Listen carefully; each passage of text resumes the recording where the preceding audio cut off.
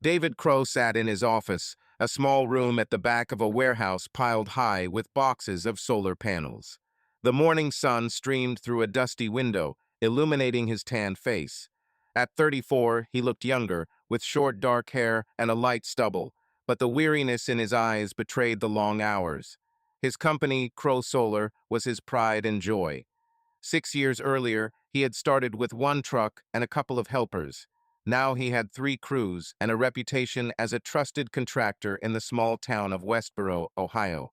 But another kind of reputation, the bad boy of his youth, still lingered behind him like a shadow.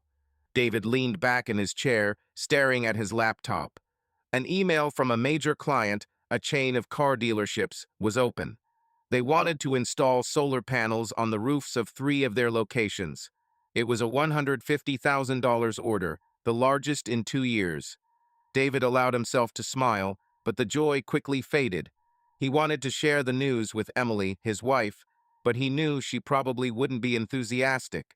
Their marriage had been strained in recent months, and the main reason for it wasn't Emily but her mother, Ruth, whom David jokingly called the witch. He picked up his phone and dialed Emily's number. She was an elementary school teacher and was supposed to be on break in the middle of the day. After 3 rings, she answered. "Hi, David." Emily's voice sounded tired, but not cold. "Is something wrong?" "Nothing happened," he said, trying to sound cheerful. "Just good news. I just got a contract for 150 grand. 3 car dealerships, panels on all the roofs. It's a big step for us." "Okay," she replied, but there was no enthusiasm in her tone. David frowned, twirling a pen on the table. "Emily, could you be a little happy? This is a huge order. I thought we could celebrate. Maybe we could go to Ruby's tonight. We'll take Sophia, order her favorite nuggets." "It won't work out today," she said after a pause. "I promised my mother I'd stop by after work. She asked me to help her with the paperwork for the store. She's in some kind of mess with the supplies there." David clenched his jaw. Ruth again. This woman had been interfering in their lives since the first day they met. "Seriously," he said, trying not to lose his temper. "You were there last weekend, and the weekend before that. Maybe she can manage without you for one evening." "David, don't start." Emily's voice grew sharper. "It won't take long. I'll just help her sort out the bills, that's all." "What about us?" he asked. "When was the last time we spent an evening together? Sophia asked me yesterday why you were always at Grandma's." "Don't drag Sophia into this," Emily snapped. "I'm doing what I can. I have work, you have work, Mom has problems. I can't be everywhere at once." David took a deep breath, trying to calm himself. "Okay, forget it. Do whatever you want. I'll pick up Sophia from kindergarten." "Thank you," she said more quietly. "I'll be back for dinner, I promise." "Yeah, right," he muttered, but she had already hung up. He threw the phone on the table and rubbed his temples. Emily was a good wife, a loving mother, but her mother, Ruth, was slowly poisoning their family. If she were a virus, she would be called the mother-in-law virus. It ruins relationships, eats away at nerves, and is transmitted through the maternal line. Ruth owned a chain of flower shops in Westboro and considered herself a local celebrity. She had never forgiven David for stealing Emily from Charles, the rich groom Ruth had chosen for her daughter. From then on, she did everything she could to remind David that she didn't think he was worthy. The office door opened and Tony, one of David's workers, walked in. He was about 40, with a thick beard and a habit of chewing on a toothpick. "Boss, have you seen the new order?" Tony asked, grinning. 150 kopi. We need to celebrate." "Yeah, I did," David said, forcing a smile. "But it's too early to celebrate. We need to sign a contract, make a schedule. You know how these car dealerships are. If something goes wrong, they'll start whining." "Relax, we'll get through this," Tony said, taking the chair across from him. "Did you ever think your business would take off like this? I remember you starting out with that old van. Damn, it was falling apart." David laughed. "Yeah, and you complained about the seats smelling. But we did it, Tony. If this job goes well, I can hire another crew. maybe even open a branch in Columbus. Look, you'll become a big boss. Tony winked. Just don't forget us, the simple workers. I couldn't have pulled it off without you, David said sincerely. Hey, how about a beer after work? I'll treat you. Sounds great, but I have a date. Tony puffed out his chest proudly. Melissa from the gym finally agreed. Well, good luck, Casanova, David chuckled. Don't screw it up. Tony left, and David returned to his laptop. He tried to concentrate on the calculations for a new project, but his thoughts kept returning to Emily. Their marriage had not always been like this. 6 years ago, when they first married, they were happy. Emily had become pregnant a couple of months after they first met, and despite Ruth's protests, they had married at the local town hall. Sophia was born, and for the first few years, David felt like he had everything he could ever want. But then Ruth began to interfere more and more, and Emily, instead of resisting, gave in.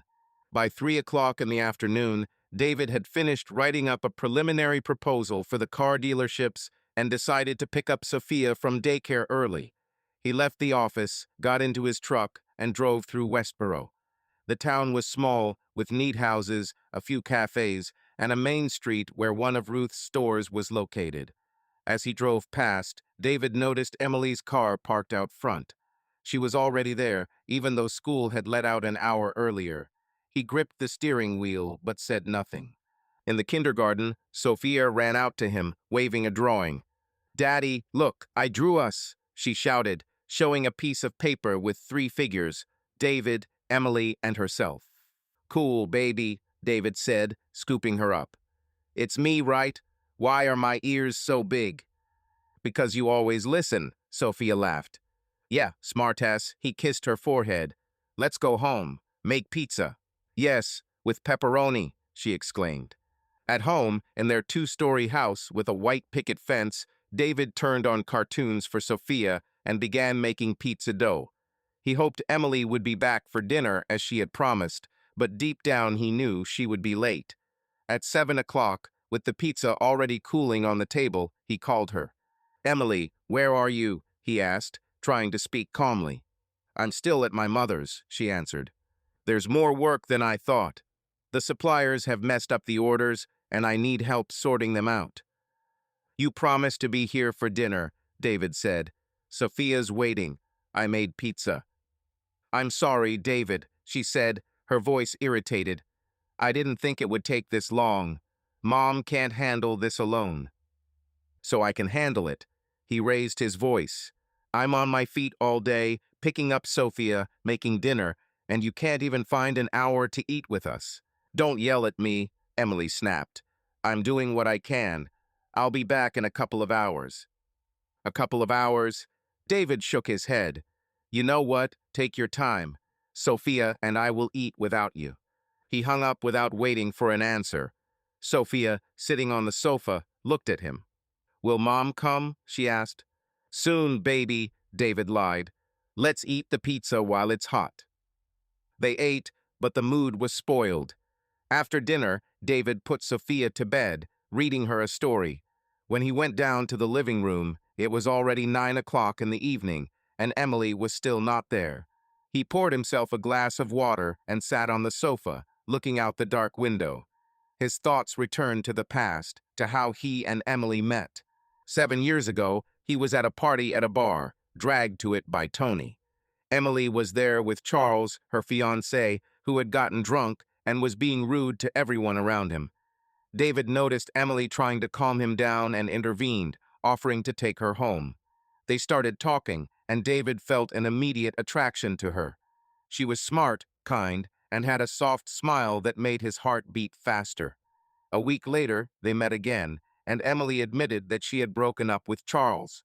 Their romance blossomed quickly, and soon she was pregnant. Ruth was furious, calling David a bully, but Emily chose him. Back then, David thought they could overcome everything. Now, he wasn't so sure. At 11 o'clock, the front door finally opened. Emily walked in, throwing her bag on the floor. Her blonde hair was pulled back into a messy bun, and her face looked tired. "Hello," she said, avoiding his gaze. "Is Sophia asleep?" Yeah, David replied, not getting up from the couch. There's pizza in the fridge if you want it. I'm not hungry. She took off her coat. Sorry, I'm late. Mom was in a panic about these deliveries. Sure, David said sarcastically. Always, Mom. Maybe you should move in with her? It'll be easier. Emily froze, then turned to face him. What do you mean by this? I mean, you spend more time with her than with us. He stood up, looking her in the eyes. I got a huge order today, Emily. It's important for us, for our future. And you don't care. I care, she said, but I have responsibilities too. Mom can't handle the business on her own. Can I handle the family alone? He asked. With Sophia, with the house, with work? Do you even notice how rarely we talk? You're exaggerating, Emily said, crossing her arms. I'm here, I'm trying, but you're always unhappy about something. Because you choose your mother over us, David snapped. Every time, Emily. Every damn time. She opened her mouth to answer, but instead shook her head and went upstairs. I'm going to bed, she said. I have to get up early tomorrow. Ruth Wells stood behind the counter of her flower shop on Westborough's Main Street, adjusting a bouquet of roses. At 58, she looked younger thanks to a strict grooming regimen, neatly coiffed blonde hair, flawless makeup, and expensive clothes. Her shop, Wells Flowers, was the most famous in town, and Ruth was proud of the 3 branches she had built. She considered herself a pillar of the community, a woman who knew how to get her way.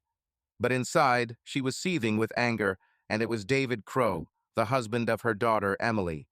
Ruth glanced at Emily, who was sitting at a table in the corner of the store, sorting through the bills. Emily had arrived straight from work at school, as she did most weekends.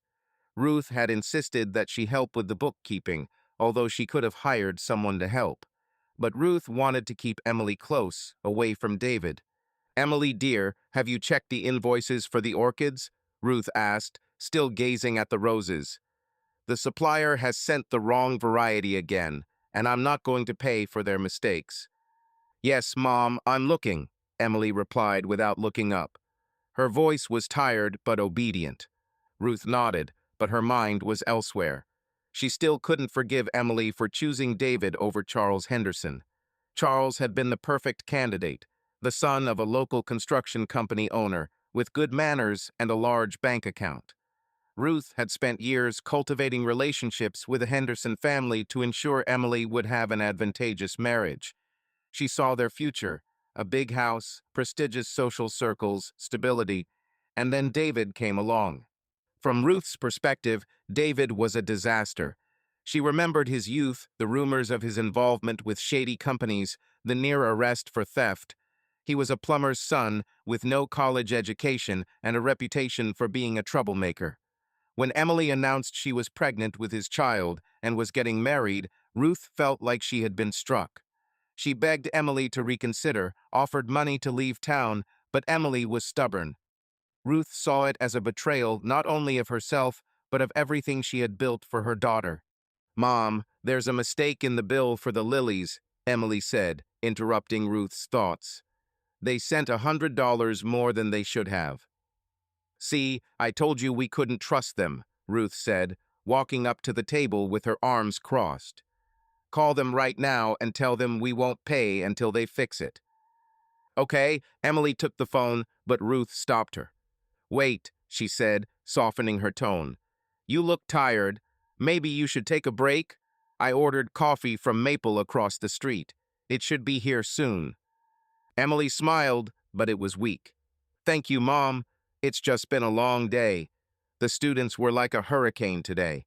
I know, dear. Ruth sat down next to her, putting her hand on her daughter's shoulder. You take on too much. School, Sophia, that husband of yours. You need more rest. David helps, Emily said, but without much conviction. He picks up Sophia, cooks dinner. He just has a big order right now, and he's busy.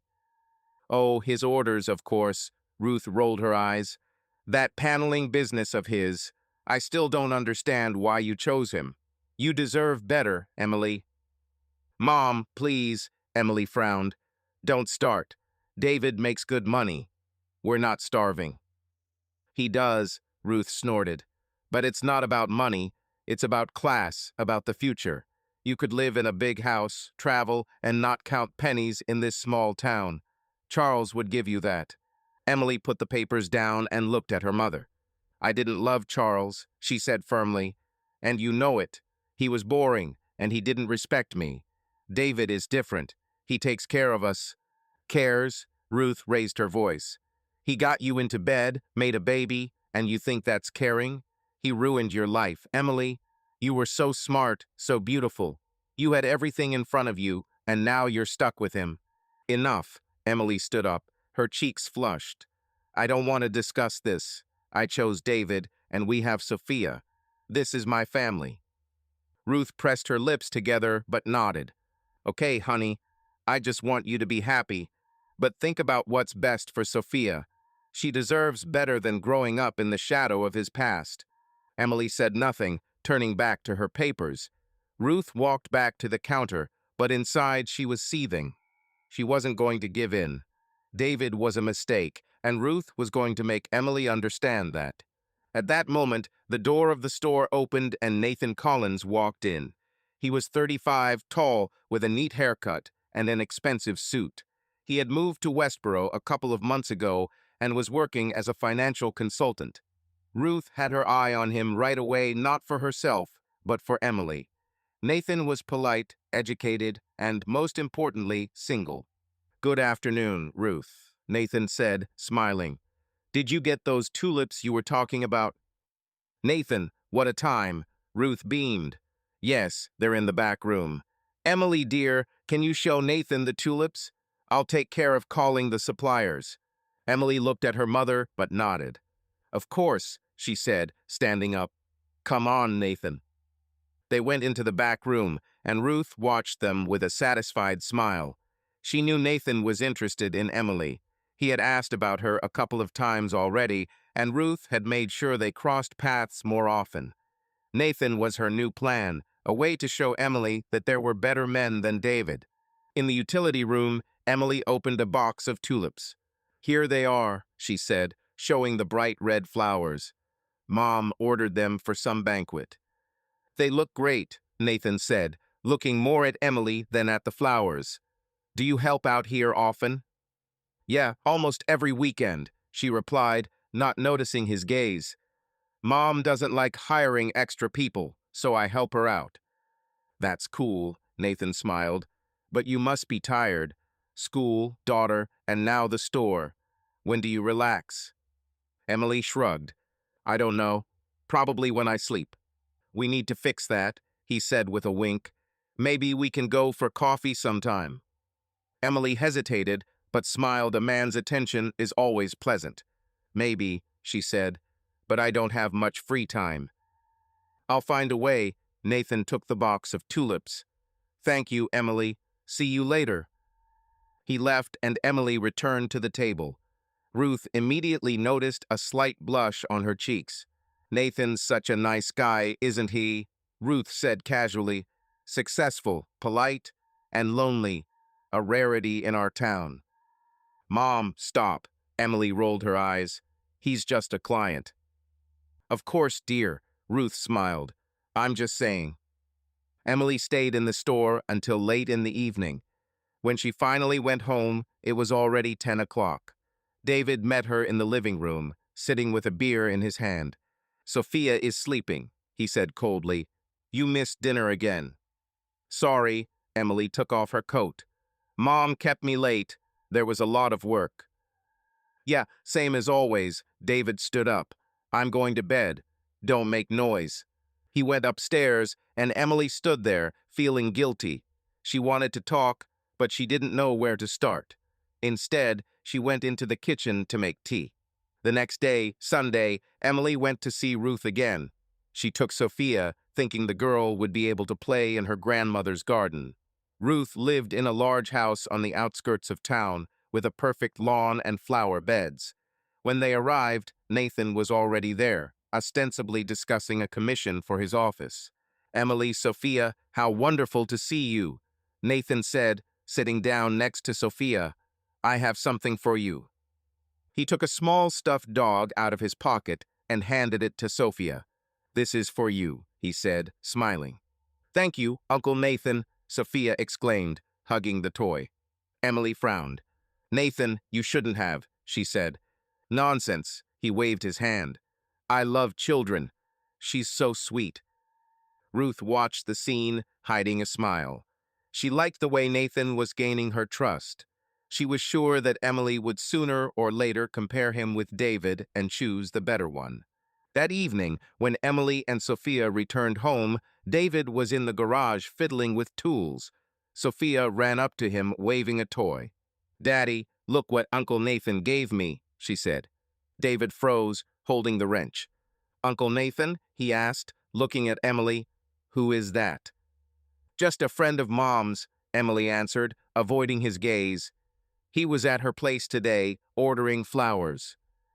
"And he gives presents to our daughter?" David stood up, wiping his hands with a rag. "How sweet." "David, don't make a big deal out of it," Emily said. "It's just a toy." "Yeah, right." He threw the rag on the table. "Go, Sophia, play in the room. Mom and I need to talk." Sophia ran away, and David turned to Emily. "Who is this Nathan, and why is he hanging out with you, and my daughter, does he give you gifts too?" he asked. "He's a client of Mom's." Emily crossed her arms. "A financial consultant. Mom asked me to help with his order. That's all." "And he's Uncle Nathan now?" David raised his voice. "You think I'm an idiot? Your mother hates me, and then she gets this guy who gives gifts to Sophia. What's going on, Emily?" "Nothing is happening," she snapped. "You're seeing things that aren't there. I'm tired, and I don't need your accusations." She went into the house, slamming the door. David remained in the garage, looking at the toy Sophia had left on the shelf. He felt anxiety growing inside him. Ruth was clearly up to something. David parked his truck outside a pub on the outskirts of Westboro. It was Friday, and he had decided to meet up with Matt, his best friend, to take his mind off Emily and her mother. David walked inside, nodded to the bartender, and immediately spotted Matt in the corner, sitting with a bottle of beer and his laptop. Matt Brown, 35, was short, with short brown hair and wire-rimmed glasses. He looked like a typical lawyer, a neat suit but no tie. As David approached, Matt looked up and smiled. "Hey, there you are," Matt said, closing his laptop. "I thought you'd forgotten where this pub is." "With traffic like this in Westboro," David chuckled, sitting down across from him. "Never. What are you drinking?" "Beer," Matt pointed to the bottle. "Want some?" "Yeah, but I'm driving," David waved to the bartender. "Get me a Coke, Joe." The bartender nodded, and David turned to Matt. "So, how are you, lawyer? Saving the world from injustice." "I try," Matt shrugged. Joe brought the Coke, and David took a sip. He had known Matt since the 7th grade, when he was a skinny kid who was always teased for his thick glasses and love of books. David, on the other hand, was a ringleader, not afraid of fights, and often got into trouble.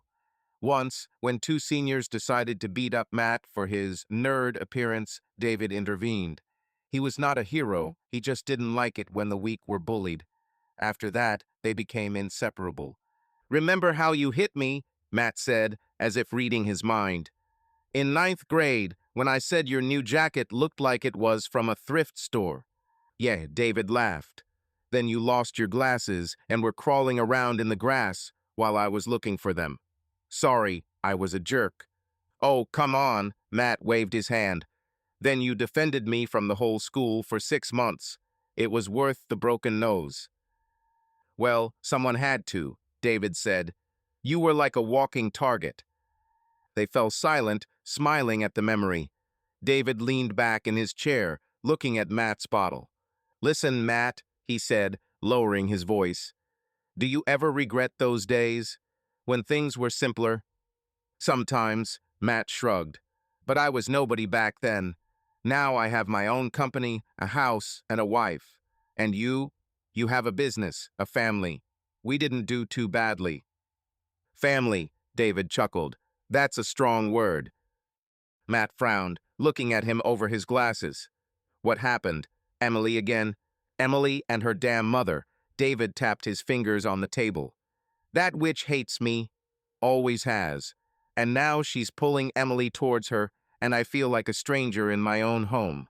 Tell me, Matt said, putting down his beer. What's going on? David sighed and began. He told her about Emily's weekend with Ruth, how she skipped dinner to sort out the grocery bills, about Nathan, who gave Sophia a toy and now called her uncle, about Emily defending her mother when he tried to talk. I don't know what to do, he finished. It's like she's not my wife, but Ruth's puppet. And this Nathan. Matt listened without interrupting, sipping his beer. When David fell silent, he put the bottle down on the table. Damn, that sucks, he said. Ruth was always troubled. Remember how she tried to hire a detective to dig up dirt on you before the wedding? Yeah, David nodded. Good thing you helped then. If it weren't for you, she would have sent me to jail for that old story with the car. It wasn't hard, Matt smiled. You were set up, and I just proved it. But Ruth, she won't stop, David. She's obsessed with the idea that you ruined Emily's life. I know, David clenched his fist. But what do? I don't want to lose Emily and Sophia, but I can't live like I'm on probation. Matt paused, looking away. Then he leaned closer. Look, I didn't want to tell you, but now that you brought it up, I heard something about Ruth. From a customer, he works at her store. She was bragging to her friends at some charity dinner. Said she made a bet with them that she could convince Emily to leave you before Sophia started first grade. David froze, feeling the blood rush to his face. What? He asked. She argued. What the hell? Yeah, Matt nodded. My client was there, heard it with his own ears. Ruth said she'd find Emily someone better. Some decent guy. I think this Nathan thing is part of her plan. Bitch, David slammed his fist on the table, causing the cola to splash. She plays my family like chess. Easy, Matt raised his hand. Don't do anything stupid. Ruth is cunning, but you're not stupid. If she's playing a game, you can beat her. What? David looked at him. Emily doesn't believe me. I tried to talk about Nathan, and she almost threw me out of the house. Then gather evidence, Matt said. If Nathan is really her man, he'll give himself away sooner or later. And Emily, you have to give her a chance. Maybe she's just confused. Ruth can push. Chance? David chuckled. I gave her plenty of chances, but she chooses Ruth every time. Then think about Sophia, Matt said. If it comes to divorce, you'll need some trump cards. I can help with the prenuptial agreement. Check it out. You said Ruth made you sign it, didn't you? Yes, David nodded. But I was in love then and didn't really read it. Do you think there's anything against me in it? I don't know, Matt shrugged.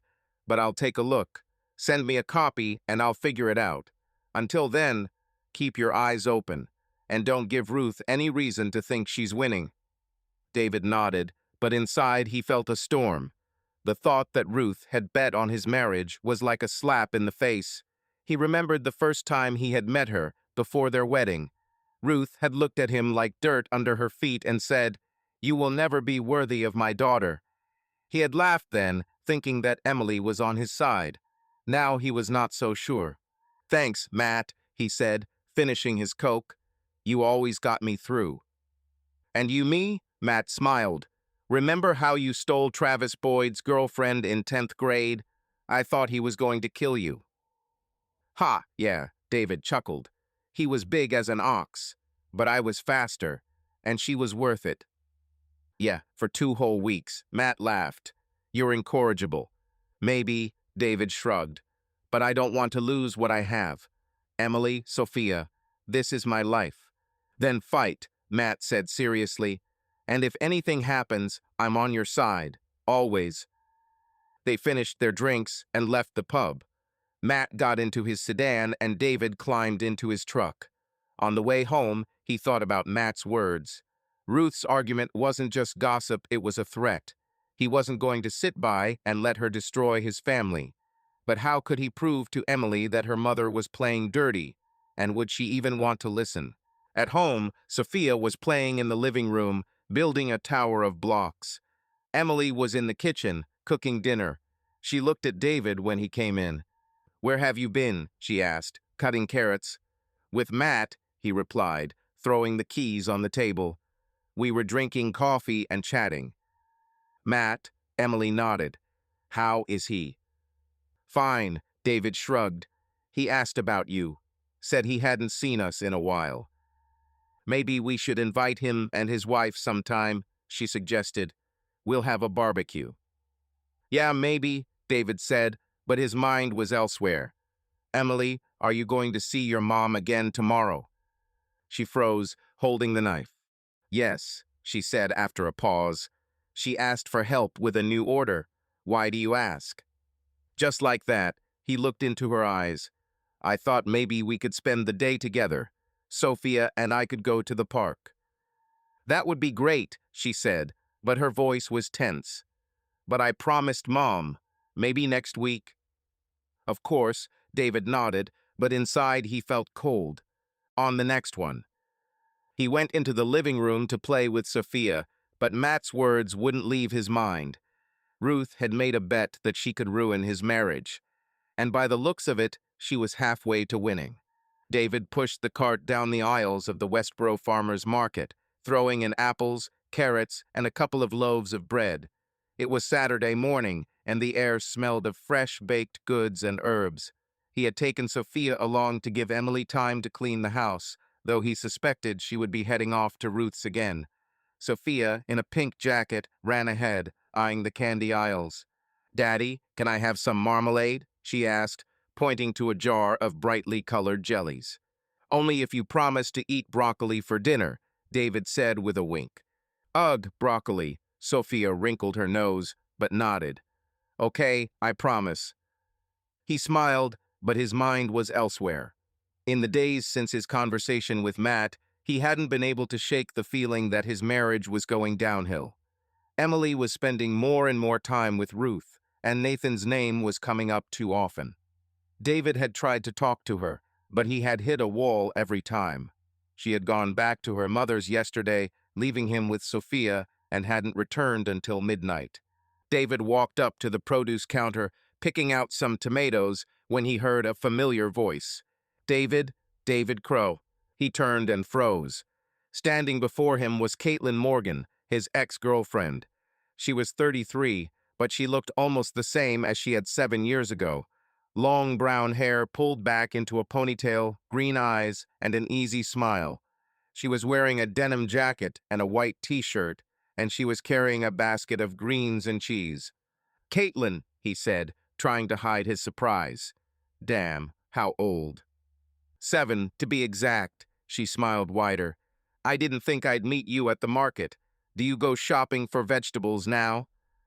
"Yeah, I have to." He nodded at Sophia, who was looking at the next counter. "This is Sophia, my daughter. She dragged me here." Caitlin looked at Sophia and waved at her. "Hi, Sophia, cool jacket." Sophia smiled shyly and hid behind David. "She's shy," he said, laughing. "What are you doing here? I heard you left town." Yeah. Caitlin put the basket on the counter. "I lived in Cleveland, worked as an interior designer, but I came back recently. Bought a house on Oak Street, decided to start over." Again, David raised an eyebrow. "Sounds like history." "Yeah, not the most cheerful," she shrugged. "Divorced 6 months ago. My ex. Let's say he wasn't what he seemed. And you? Still installing solar panels." "Yes," he nodded. "Business is going well. And at home, well, everything is complicated." Caitlin looked at him more closely, but didn't press. "I understand," she said. "Life likes to throw up surprises." They fell silent, and David felt a strange warmth. Caitlin was his first serious love. They dated for 2 years until they broke up because of a stupid misunderstanding. He thought she was cheating on him, and she decided he was too frivolous. They were both young and stubborn, and neither wanted to explain themselves. "Listen," he said, scratching the back of his head. "Maybe we could have some coffee sometime."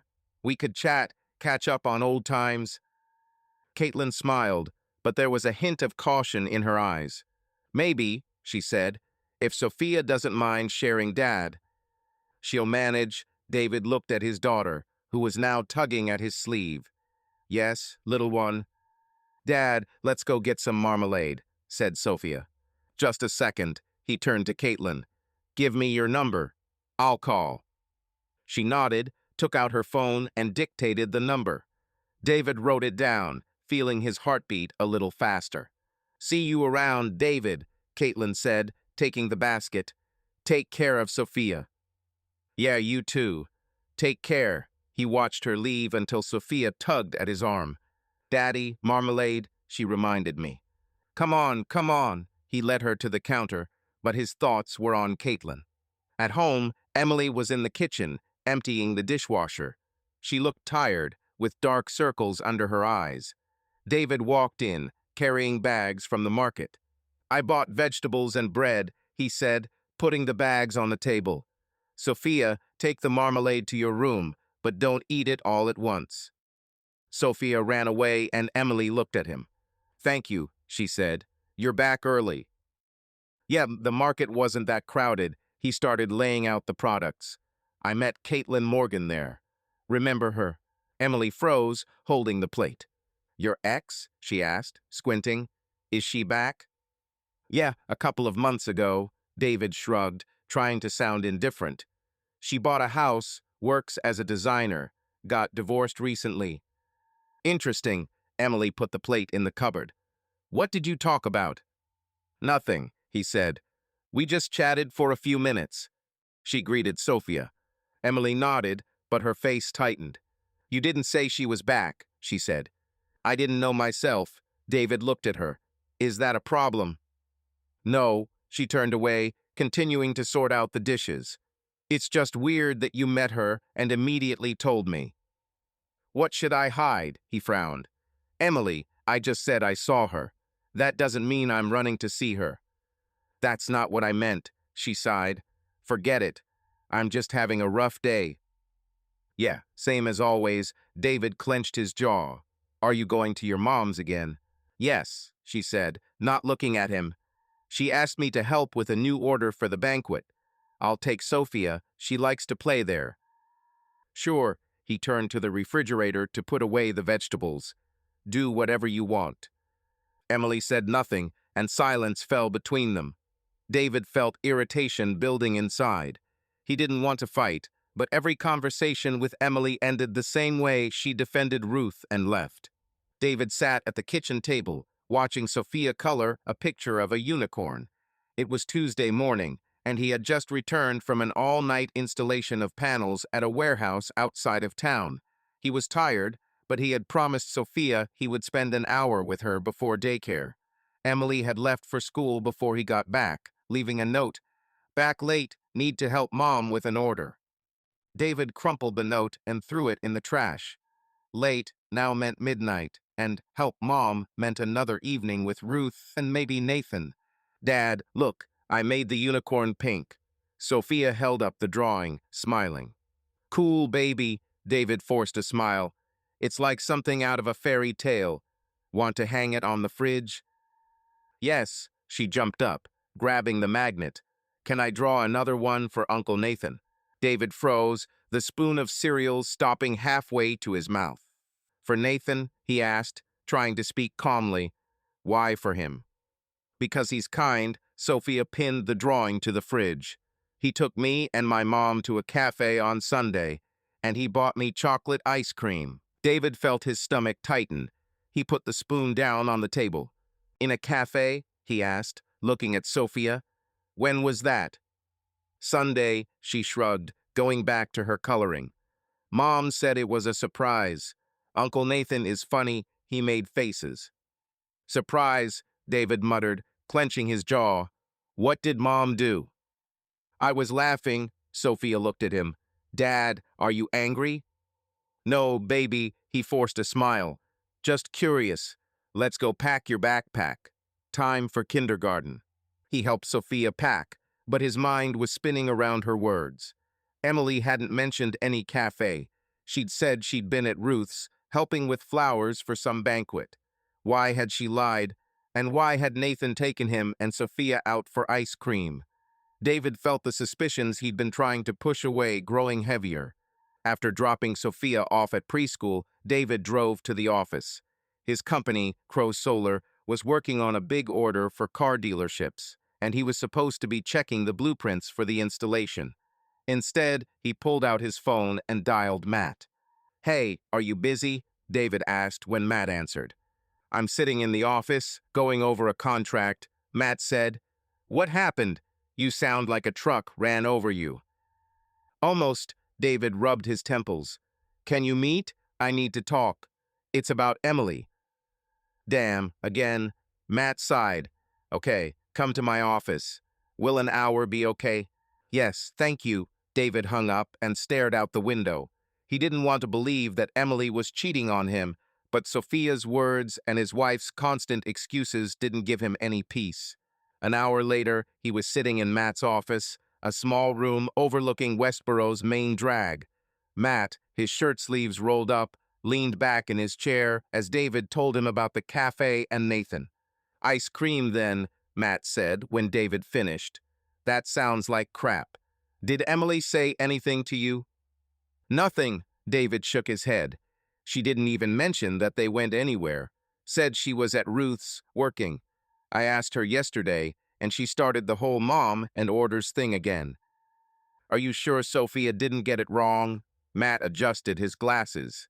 "She's little, she could have gotten something wrong." "Sophia isn't lying," David frowned. "She said Nathan was with them, and Emily laughed. That's not even the store working anymore." Matt nodded, tapping his pen on the table. "Okay, let's say you're right," he said. "What are you going to do? Ask her straight out about Nathan?" "I tried." David clenched his fists. "Last time I mentioned it, she freaked out. Said I was making it up and went to bed. If I do it again, she'll just shut down." "Then you need facts." Matt looked at him. "Without them, you'll just look paranoid. If she's really dating this Nathan, she'll slip up sooner or later." "I don't want to wait." David leaned forward. "Matt, I'm thinking of setting up a camera.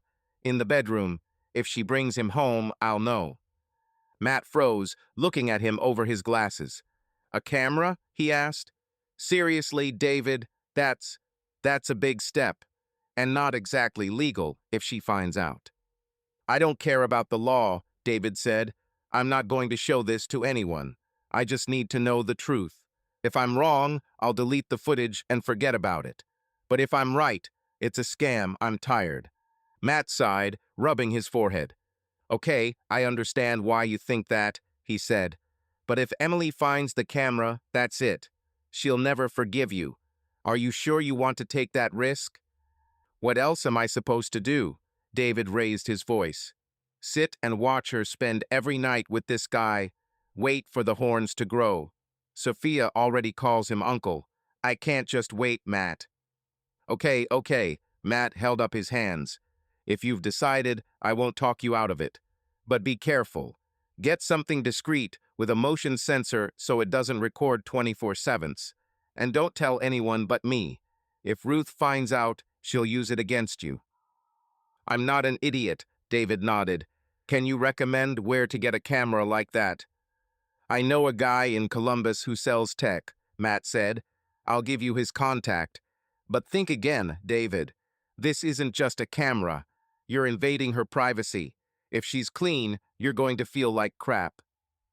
"I already feel like shit." David looked out the window. "Every time she goes to Ruth, I think she's with him. I can't live like this." Matt nodded, writing the number down on a piece of paper.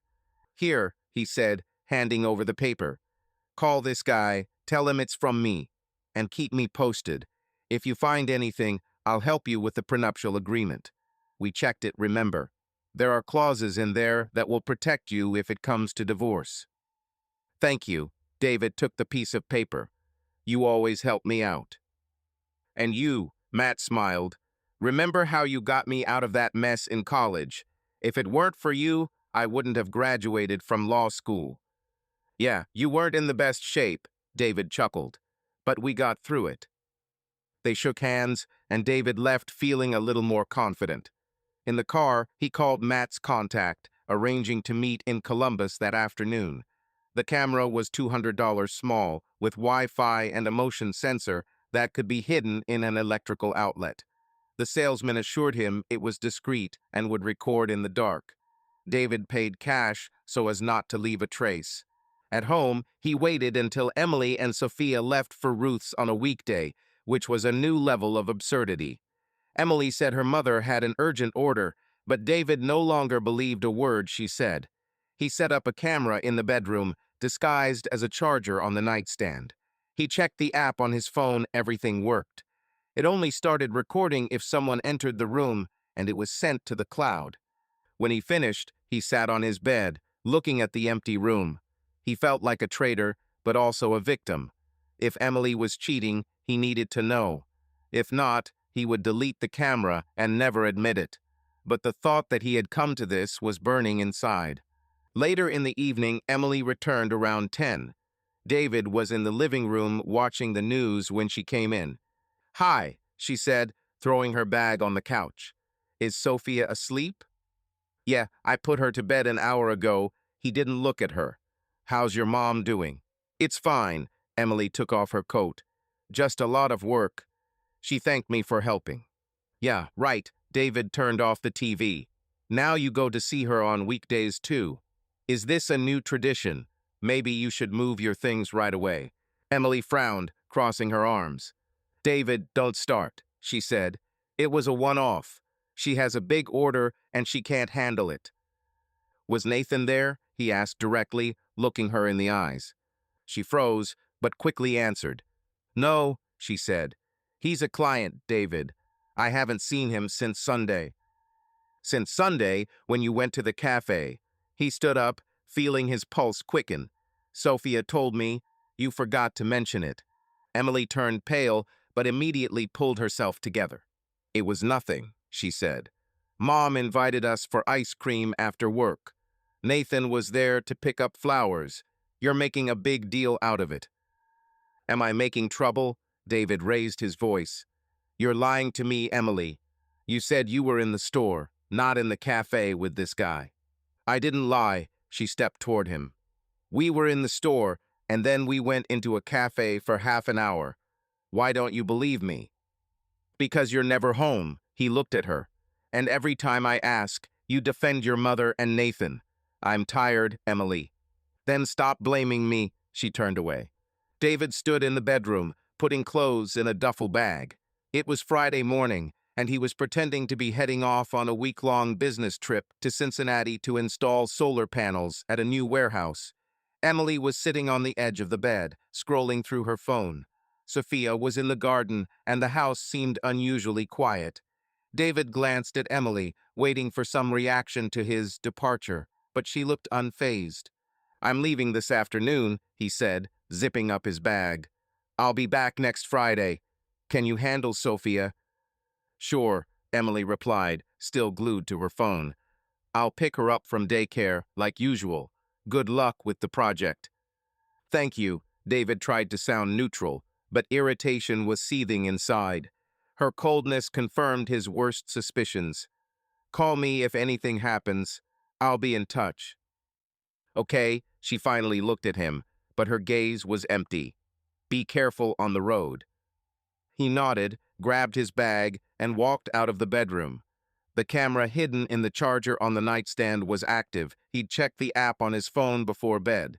If Emily brought Nathan home, he'd know. But he wasn't going to just wait for notifications. David decided to stay in Westboro, staying with Matt to keep an eye on the house. Downstairs, he threw the bag into the pickup and called Matt. "Hey, I'm on my way to you," David said when Matt answered. "Everything going to plan?" "Yeah," Matt's voice was sleepy. "My guest room is ready. My wife doesn't mind, but she asked me not to make a mess. Are you sure about that?" "I'm sure." David started the engine. "Emily didn't even blink when I told her I was leaving. If she's with Nathan, I want to know." "Okay," Matt sighed. "But be careful. If she catches you snooping, it'll be worse than the camera." I know, David said. I'll see you in 20 minutes. He hung up and drove through Westboro. The town was bustling with activity, kids riding bikes. But David could only see his house in his head, picturing Nathan parking in his driveway. Ever since Sophia told him about the coffee shop and the ice cream, he couldn't stop thinking about cheating.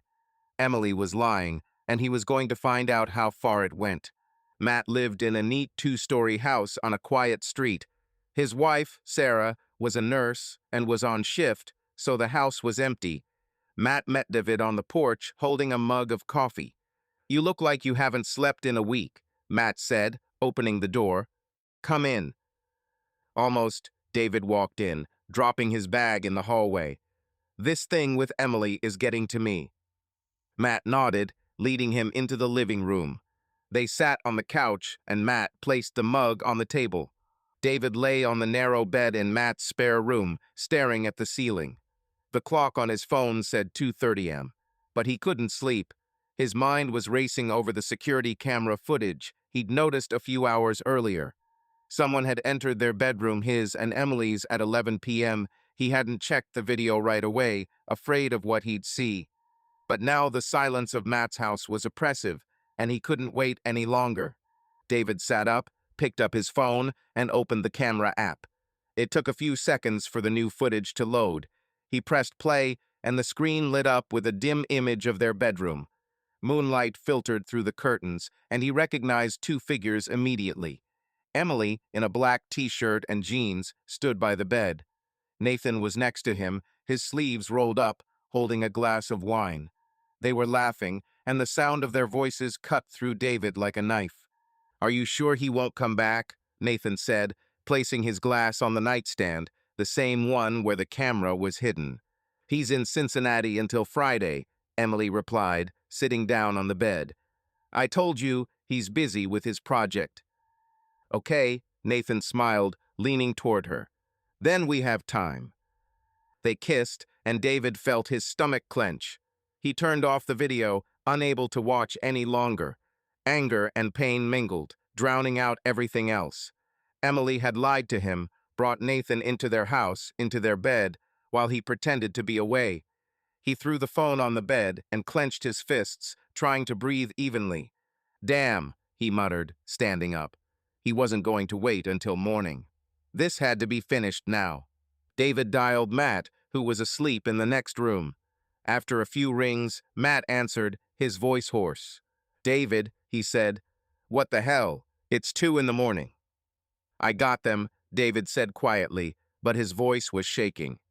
"Emily and Nathan, on camera. They're in our bedroom, right now."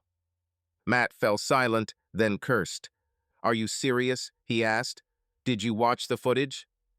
"Yes," David swallowed. "They're there, kissing, drinking wine. I'm going home. Are you coming with me?" "Damn it, David," Matt sighed. "This is a bad idea. If you barge in, there'll be a scene. Let's wait until morning."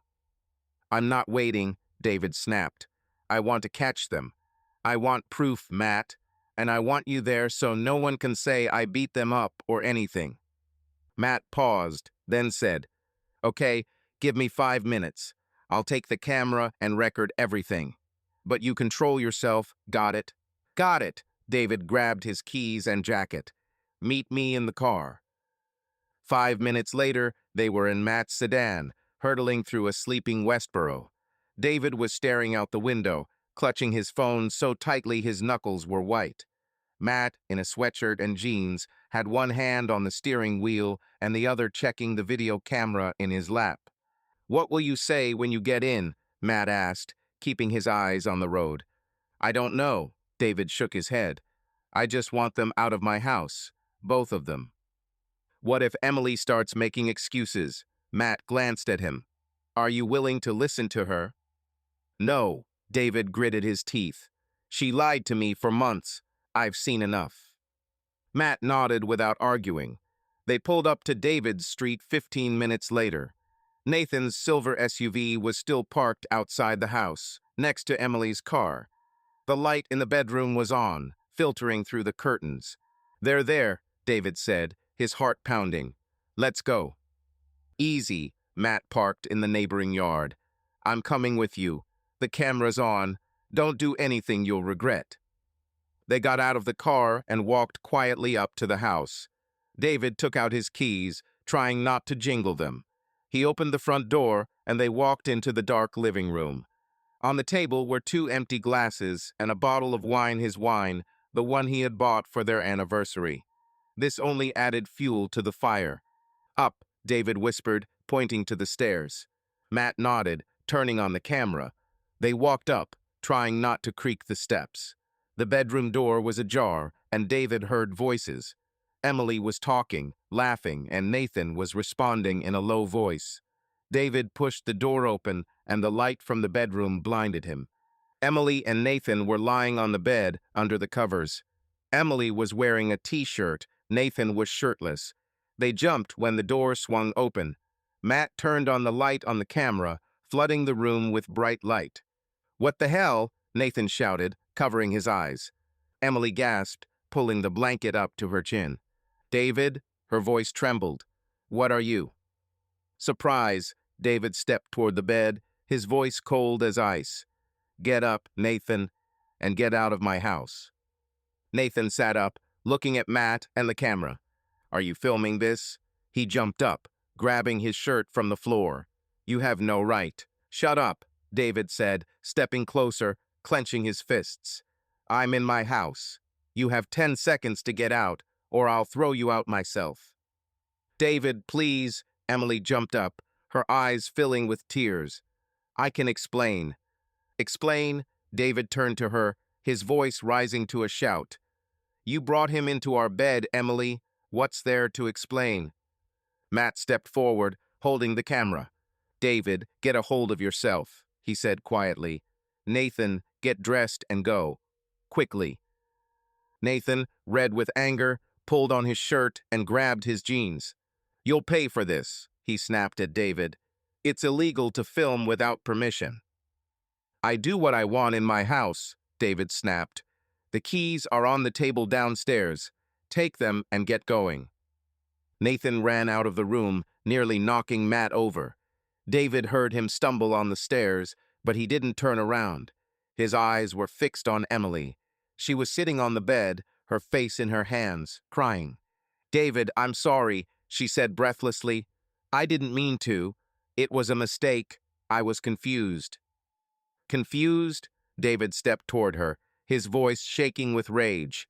"You've been lying to me, Emily. For months. Do you even realize what you've done?" "I know." She looked up, her cheeks wet. "Please give me a chance. I love you. It was just one time, I swear." "This is not one time. This is betrayal." Matt cleared his throat, lowering the camera. "David, maybe that's enough for today," he said. "Let her get her act together, and you can sort it out tomorrow." "No." David looked at Emily. "Pack your things. You're leaving. Now." "What?" Emily jumped up. "You can't kick me out. This is our house." "This is my house," David snapped. "Read our prenup. You signed it, remember?" "Matt, remind her." Matt nodded, although he looked uncomfortable. "The contract is clear," he said. "In the event of proven adultery, you lose your rights to the house and most of the property. David has a recording. That's proof." Emily looked at Matt, then at David, her face turning pale. "You were spying on me," she whispered. "Set up a camera? How could you?" "How could I?" David almost screamed. "You slept with that bastard in our bed. You think I was supposed to just trust you after all your lies?" She began to sob louder, but David did not flinch. "Get dressed," he said. "Matt will call you a taxi. I don't want to see you here." "What about Sophia?" Emily wiped away her tears. "You can't take her away from me." "Sophia is staying with me," David said. "We'll sort out custody later, but you're not taking her to your mother, ever." Emily opened her mouth to protest, but then she stopped. She stood up, shaking, and began gathering clothes from the closet. Matt walked to the door, dialing a cab. David stood with his arms crossed, watching his wife, the woman he had loved for 6 years, pack. He felt empty, but the anger was stronger. 10 minutes later, Emily came down to the living room, carrying a small bag. She looked at David, her eyes were red. "Please," she said quietly, "let's talk tomorrow. I'll do everything I can to fix this." "You'll pick up your things tomorrow," David said. "At 4 o'clock. Come alone, and don't bring Ruth." The taxi pulled up and Matt opened the front door. "Go, Emily," he said softly. "Don't make it difficult." She walked out without looking back. David watched the car drive away and felt the anger recede, leaving only pain. He turned to Matt. "Thank you," he said hoarsely. "Without you, I would have strangled him." "I know," Matt clapped him on the shoulder. "Come on, I'll take you back. You'll figure it out in the morning." "No," David shook his head. "I'm staying here. We need to change the locks and clean up this crap." He pointed to the glasses and bottle on the table. Matt nodded without arguing. "Okay," he said. "Call me if anything happens. And I'm sorry, David." "Yeah," David turned away. "Me too."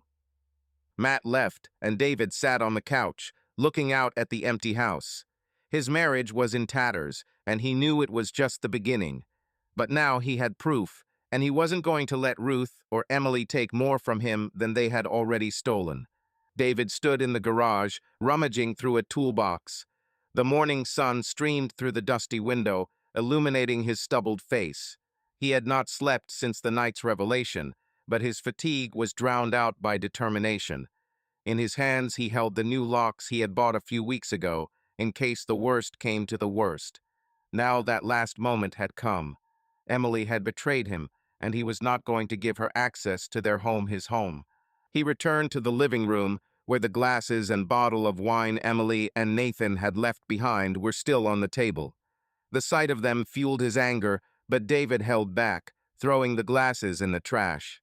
He poured the bottle down the sink, watching the red wine run down the drain. Then he began changing the locks, first on the front door, then the back. The job took less than an hour, but each turn of the key in the new lock was like a period in their marriage. When he was finished, David went up to the bedroom. The bed was rumpled, the blanket on the floor. He pulled the sheets off and threw them in the washing machine, not wanting to leave any traces of that night. Then he opened Emily's closet and began taking out her clothes. Dresses, blouses, jeans, everything was folded into neat piles on the bed. He didn't want to ruin her things, but he wasn't going to leave them in the house either. This was his way of cutting her out of his life. The phone rang downstairs. David went down and saw Emily's name on the screen. He ignored the call, but a minute later a message came. "David, please talk to me. I know I'm guilty, but give me a chance to explain. I'll be there at 4, like you said." He erased the message and got back to business. By midday, he had collected several cardboard boxes from the garage and was packing Emily's things. Her shoes, her makeup, her books, everything that belonged to her was neatly placed in the boxes. He labeled each one with a Sharpie: clothes, shoes, personal. It was oddly therapeutic, as if he was sorting through not just her things, but his feelings too. Anger, pain, disappointment all went into the boxes along with her perfume and scarves. Sophia was staying with a neighbor, Mrs. Clark, who had agreed to look after her for the evening.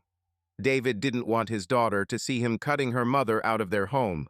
He knew Sophia would ask questions, and he wasn't ready to answer them yet. But he knew one thing for sure: he wouldn't let Emily take her to Ruth. At 3 o'clock, he finished the boxes and sat on the couch with a bottle of water. The house seemed empty, despite the pile of Emily's things in the living room. He pulled out his phone and called Matt.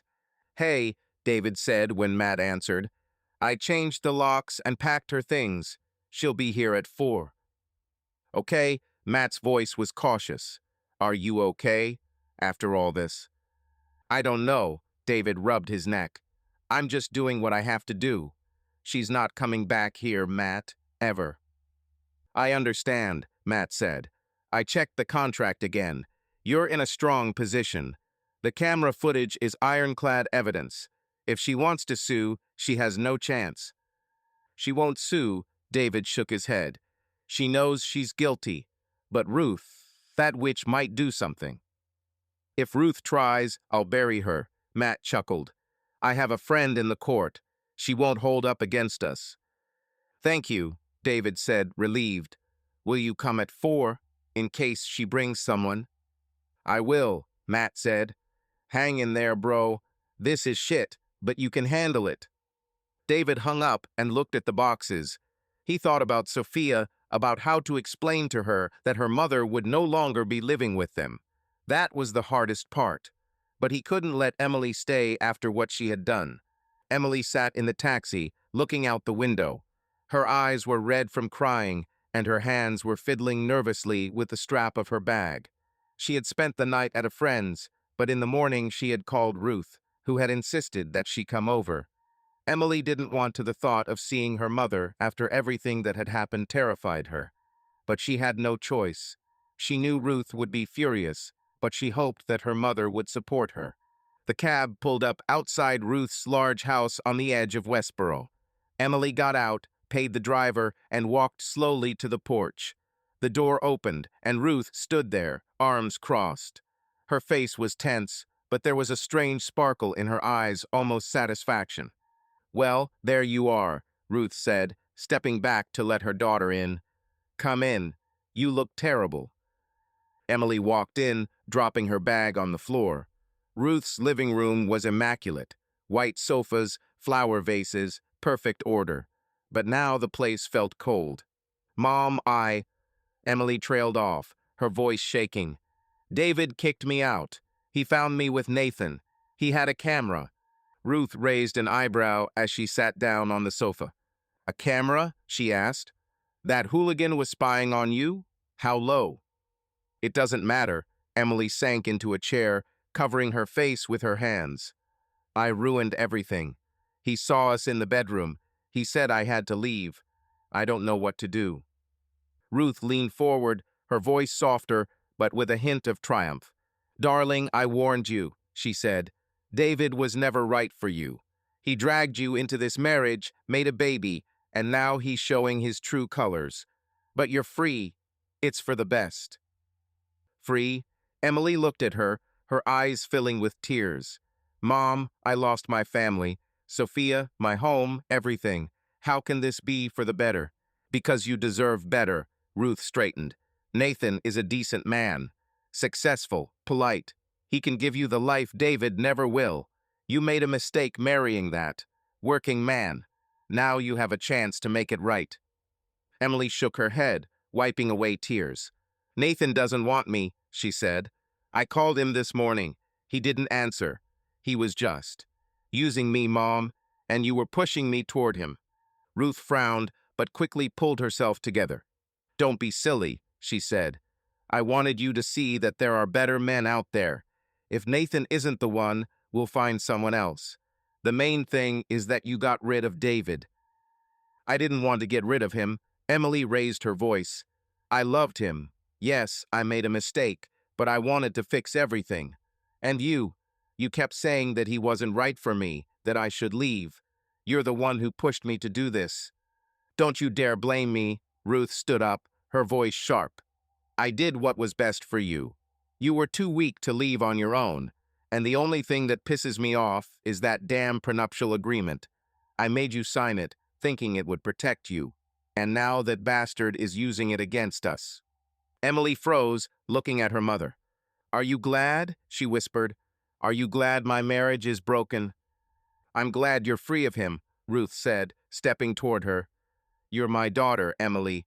I won't let you rot in this small town with a man who's not worthy of you. We'll find a way to get Sophia back. And you're home. No, Emily stood up, her voice shaking but firm. This isn't your fight, Mom. This is my life, and I'll figure it out myself. She grabbed her bag and headed for the door. Where are you going? Ruth followed her. You can't just leave. We need to figure out what to do. I'm going to David's, Emily said without turning around. I'll try to talk to him. If he doesn't forgive me, I'll find somewhere to live. But I won't stay here. You're making a mistake. Ruth grabbed her arm. He'll never take you back. He'll use that tape to destroy you. Emily pulled her hand away. Maybe, she said, "but it's my mistake, not yours." She walked out, slamming the door. Ruth stood there, her face twisted in anger. She had been so close to ridding Emily of David, but the contract, her own idea, was now working against them. She clenched her fists, but she knew there was nothing she could do yet. At 4 o'clock in the afternoon, Emily pulled up to the house in a taxi. David was waiting in the living room, sitting on the couch. Boxes of her things were by the door. Matt was nearby, scrolling through his phone, ready to intervene if things got out of hand. When the doorbell rang, David stood up and opened the door. Emily stood in the doorway, pale and red-eyed. She was alone, as he had asked. "Hello," she said quietly. "Can I come in?" "Yes," David stepped back, letting her through. "Your things are there. You can check if everything is in place." Emily walked in, looking at the boxes. Her lips trembled, but she held back. "David," she began, turning to him, "I know I don't deserve to be forgiven, but I want to explain. It was a mistake. I didn't mean for it to turn out this way." "Mistake?" David crossed his arms. "You brought him into our home, Emily, into our bed. It's not a mistake. It's a choice." "I know," she said, looking down. "Mom kept telling me you weren't right for me. Nathan was. He was just there. He said I deserved better, and I believed him. But I don't want him.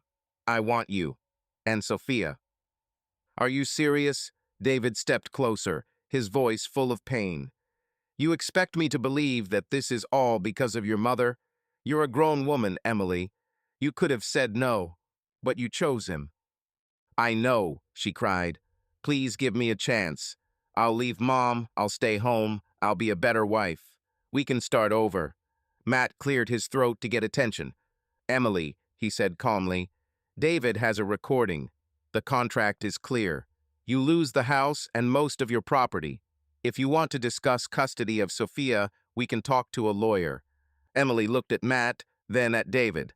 "Are you really going to do this?" she whispered. "Take everything from me?" "You did this to yourself," David said. "I gave you a chance, lots of chances, but you chose Nathan and your mother." Emily covered her face with her hands, sobbing. David felt his heart squeeze, but he didn't back down. "Take the boxes," he said. "I'll call you a taxi. And don't come here with Ruth. She doesn't belong here." Emily nodded, wiping away tears. She walked over to the boxes, picked one up, and walked out onto the porch. David called a cab, and 10 minutes later the car pulled up. Emily loaded a couple of boxes into the trunk, and he promised to leave the rest by the garage for the next trip. She looked at him one last time. "I still love you," she said quietly. David didn't answer, closing the door. He returned to the living room, where Matt looked at him with sympathy. "Are you okay?" Matt asked. "No." David sat down on the couch, looking at the floor. "But I did what I had to." Matt nodded, placing his hand on his shoulder. "This is just the beginning," he said. "But you can handle it. I'm with you." David nodded, but inside he felt only emptiness. David sat in the Old Mill restaurant on the edge of Westboro, fiddling with his napkin. It was 7 o'clock, and the soft light of the lamps made the room cozy with its wooden tables and checkered tablecloths. He'd arrived 10 minutes early to calm his nerves before meeting Caitlin. He'd been devastated by his breakup with Emily the night before, but the thought of Caitlin, someone who'd known him before all the drama, was a glimmer of hope. Sophia was staying with Mrs. Clark, their neighbor, and Matt had promised to be in touch if anything went wrong. The door to the restaurant opened and Caitlin walked in. She was wearing a dark blue dress and a light cardigan, her hair hanging loosely over her shoulders. She spotted David, smiled, and waved. He stood up, feeling his heart speed up slightly. "Hi," Caitlin said, approaching the table. "Didn't keep you waiting." "No, I just got here," David lied, pulling out a chair for her. "You look great." "Thank you." She sat up, adjusting her hair. "You're not bad either, although it seems like you haven't slept for a couple of days." "Noticeably," he chuckled, sitting down opposite her. "It's been a tough week." The waiter brought the menu, and they ordered. David steak and potatoes, Caitlin pasta with shrimp. While they waited for the food, Caitlin looked at him with warmth. "Well, tell me," she said. "What's going on with you? You weren't so gloomy at the market."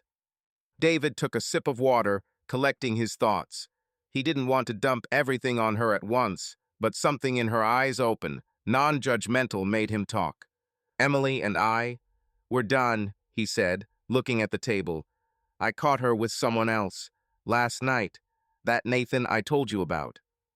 Caitlin gasped, covering her mouth with her hand. "Oh, David," she said.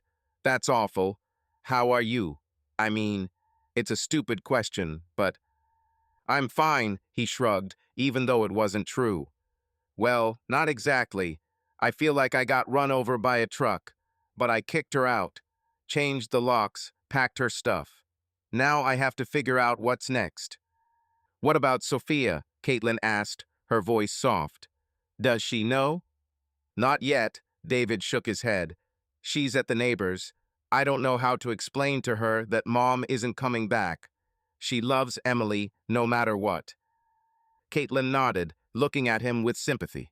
"It's hard," she said. "My son, Liam, was the same age when I divorced Eric. He didn't understand why his dad wasn't living with us anymore. But kids are stronger than they look. Sophia will cope if you're around." "I hope so." David looked at her. "Tell me about your son, and about the divorce if you want. I didn't ask in the cafe, but I'm interested." Caitlin smiled, but there was a hint of sadness in her eyes. "Liam is my sunshine," she said. "He's 5, like Sophia. He loves cars and dinosaurs. He lives with me now, but Eric takes him away on weekends. The divorce was complicated. Eric was an architect. He worked a lot, but he was like a stranger at home. Then I found out he was having an affair with a coworker. It broke me." "Damn," David frowned. "He's an idiot for losing you." "Thank you," she laughed softly. "But it's my fault, too. I ignored the signs, thinking I could fix it. When I realized I couldn't, it was too late. I left Cleveland to start over. It's safer here in Westboro. Liam likes school, and I work on design commissions." "You've always been talented," David said sincerely. "I remember when you redid your room in high school. Everyone was shocked." "Oh yeah," Caitlin laughed. "Dad still nags me about ruining the wallpaper. What about you? Your paneling business is awesome. You've always been stubborn when it comes to getting things done." "Stubborn or stupid," he chuckled. "But it works. Although now, I don't know, Caitlin. I thought I had a family, a future, and now it's all fallen apart." She reached across the table and squeezed his hand lightly. "You're not alone," she said. "You have Sophia, your friends. And, well, I'm here if you want to talk." David looked at her hand, feeling the warmth. He hadn't expected the touch to be so soothing. "Thank you," he said, meeting her gaze. "It means a lot, honestly." The waiter brought the food, and they began to eat, moving on to lighter topics. Caitlin told him about Liam, who had recently learned to ride a bike, and David shared a story about how Sophia had tried to help him install the panels by carrying tools. They laughed, and for a moment David felt the pain of Emily's betrayal ease. After dinner, when the coffee arrived, Caitlin leaned back in her chair, looking at him. "Can I ask you something personal?" she said. "Go ahead." David took a sip of coffee. "Why did we break up?" She looked him in the eye. "I mean, I know we were young and stupid, but I still think about it. We were good together, weren't we?" David lowered his cup, feeling old memories come alive. Their breakup 7 years ago had been chaotic. Rumors, misunderstandings, mutual accusations. He thought she was cheating. She thought he wasn't serious. Both are too proud to explain. "We were good," he said quietly. "But I was an idiot. I believed the rumors that you were dating that guy from college, and I didn't ask you outright. I just walked away. And I thought you left me because you were tired of me." Caitlin smiled sadly. "I heard you were hanging out with other people, and I didn't bother to find out. I just ran away. It was my mistake, David. We both screwed up." He looked at her. "But you know what? I missed you. Even when I was with Emily, I sometimes wondered what would have happened if we hadn't broken up. Caitlin blushed, looking down. Me too, she admitted. But you were married, you had a daughter. I didn't want to interfere, and now, I don't know what's right. David leaned closer, his voice quieter. I'm not asking for anything right now, he said. My marriage is over, but I'm still in shock. But you make me feel like I'm not completely lost. Maybe we could just start as friends, see each other talk. Caitlin looked at him, her eyes shining in the lamplight. Friends are a good start, she said, smiling. But I won't lie, David. I still like you. And if you're ready for something more, I won't run away. He felt warmth spreading through his chest. It's more than I deserve, he said, but I won't miss the chance. Deal. Agreed, she nodded, and they clinked their coffee cups. They chatted for another half hour, reminiscing about old jokes and school adventures. David told them about the time he stole a school flag with his friends, and Caitlin confessed that she had forged a note from her parents so she could skip class. Laughter was like medicine, and David felt alive for the first time in weeks. The night was chilly when they left the restaurant. David walked Caitlin to her car, which was parked across the street. Thank you for this evening, she said, turning to him. It was like coming home. For me too, he smiled. Can I call you tomorrow? Just to chat. Sure, she pulled out her phone. Let's exchange numbers again, just in case. They wrote down the contact information, and Caitlin hugged him, briefly but warmly. David could smell her, something floral, familiar from their youth. He watched her get into the car and drive away, and for the first time in a long time, he believed that life could get better. At home, he checked on Sophia, who was sleeping at Mrs. Clark's, and called Matt to tell him about the evening. Matt laughed, but warned him not to rush. Caitlin's great, he said, but give yourself time, bro. You just kicked your wife out. Don't jump into another hole. I know, David nodded, sitting in the empty living room, but I feel good with her. I don't know how to explain. No need to explain, Matt chuckled. Just don't screw up, and keep me posted if Ruth does anything. Agreed, David hung up and lay down on the sofa, looking at the ceiling. Emily sat in her small rented apartment on the outskirts of Westboro, clutching her phone. The place was cramped, bare-walled, and smelled of fresh paint, but it was all she could afford since leaving David's house. It had been a week since the night he'd caught her with Nathan, and her life had been falling apart ever since. She'd tried calling Nathan, hoping he'd at least listen to her, but he hadn't answered. That morning, she sent him another text. Nathan, please, we need to talk. I didn't mean for this to happen. An hour later, she received a notification that the number had blocked her. Emily threw her phone on the couch and buried her face in her hands. She felt humiliated, abandoned, and alone. Nathan, who had seemed so considerate, was a coward who had fled at the first sign of trouble.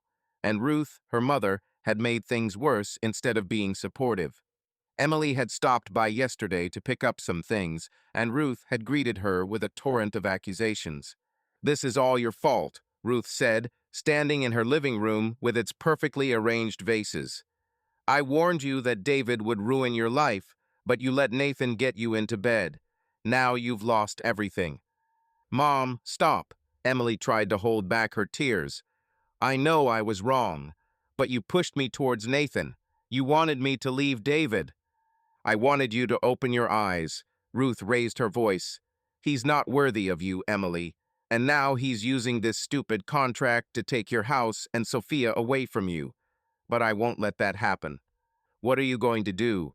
Emily looked at her, feeling uneasy. David said the contract was on his side. He has a recording. A recording, Ruth snorted. He spied on you, violated your privacy. It's illegal. I'm going to hire a lawyer and put him away for this. He destroyed my daughter, and I'm going to make him pay. Emily shook her head, backing towards the door. No, Mom, she said. It's my fault. I don't want lawsuits. I just want to see Sophia and start over. You're too weak, Ruth crossed her arms. So I'll do it for you. You'll see, he'll regret it. Emily left, not wanting to continue the argument. Now, sitting in her apartment, she was afraid that Ruth would actually start a war against David. She knew her mother would not stop. Ruth always got her way, even if it meant destroying everything around her. David was in his company's office, checking invoices for a project with car dealerships. His phone was on the table, and he tried not to think about the texts from Emily that came every day. She begged him to meet her, to talk, but he ignored her. Sophia asked where her mother was, and David said she was away for work. He hated lying to his daughter, but the truth was too hard. The office door opened and Matt walked in, holding a folder of documents. His face was serious, and David immediately knew the news was bad. "What happened?" David asked, pushing the laptop away. Ruth, Matt sat down across from her, throwing the folder on the table. "She hired a lawyer. I just spoke to a colleague from the court. She wants to sue you, claiming that you psychologically destroyed Emily and illegally used a surveillance camera." "Damn," David slammed his fist on the table. "Is she serious? Her daughter is the one who ruined everything. I was just defending myself." "I know," Matt raised his hand, "but she's playing dirty. Ohio has strict privacy laws. According to Ohio Code 2933.52, recording without consent can be illegal if it's done in a place where a person has an expectation of privacy, like a bedroom. Ruth claims you violated Emily's rights." "This is my house," David raised his voice. "I have a right to know what's going on there. She slept with Nathan in my bed." "I agree," Matt nodded. "And we have arguments. First, you own the house, and the camera was installed to protect your property. Second, the prenuptial agreement clearly protects you in the event of infidelity. The recording proves that, and the court will accept it if we prove it was made for legitimate purposes. But Ruth will press the emotional damage to paint you as a monster. She always did this." David rubbed his temples. "What should I do?" "We're preparing our defense." Matt opened the folder. "I've already drafted a response to her lawsuit. We'll point out that Emily breached the contract and that you were within your rights. I've also requested information about Nathan. If he's a witness, his reputation could be used against Ruth. But there's more." "What?" David frowned. "Ruth is spreading rumors." Matt looked at him. "A customer of mine from her store said she's been telling everyone that you were spying on Emily, kicking her out for no reason, and taking Sophia. She even went to the school Emily works at and complained to the principal that you were dangerous." "Dangerous?" David jumped up. "This woman is crazy. I never touched Emily. And Sophia is with me because her mother cheated." "Easy," Matt raised his hand. "I know it's a lie, but the rumors are out there. Yesterday, Tony, your worker, said he heard you torturing Emily at the bar. If this goes to court, Ruth could use public opinion against you." David sat up, feeling his anger give way to fatigue. "She wants to destroy me," he said. "All I did was try to save my family, and now I'm the bad guy." "You're not a bad person." Matt looked him in the eye. "Ruth is playing on emotions, but we have facts. I'll talk to the principal to disprove her words, and I'll find witnesses who will confirm that Emily spent time with Nathan. We won't let her win." "Thank you," David nodded. "But what if she gets to Sophia? I don't want my daughter to hear that dirt." "We'll protect Sophia," Matt said. "I've already prepared the temporary guardianship papers. Emily can see her, but only under your supervision, and we won't let Ruth anywhere near her." David nodded, but inside he felt a weight. Ruth was like a storm, sweeping away everything in her path, and he knew she wouldn't stop. "One more thing," Matt said, closing the folder. "I heard you had dinner with Caitlin last night. Is that true?" David looked up, surprised. "How do you know?" "Westboro's small," Matt chuckled. "Someone saw you at the old mill. Look, I don't mind, but be careful. If Ruth finds out, she'll use this to say you dumped Emily for someone else." "We're just friends," David shook his head. "Caitlin helps me stay sane, but I'm in no hurry, Matt. Not after all this." "Okay," Matt stood up. "Keep me posted. And don't answer Emily's calls without me. She might record them to catch you out. Got it. David shook his hand. Thanks for covering for me. Always, Matt walked out, leaving David alone. Meanwhile, Emily was trying to get her life back on track. She went back to work at the school, but her colleagues were looking at her sideways, whispering behind her back. Ruth's rumors had reached the teachers, and Emily felt like an outcast.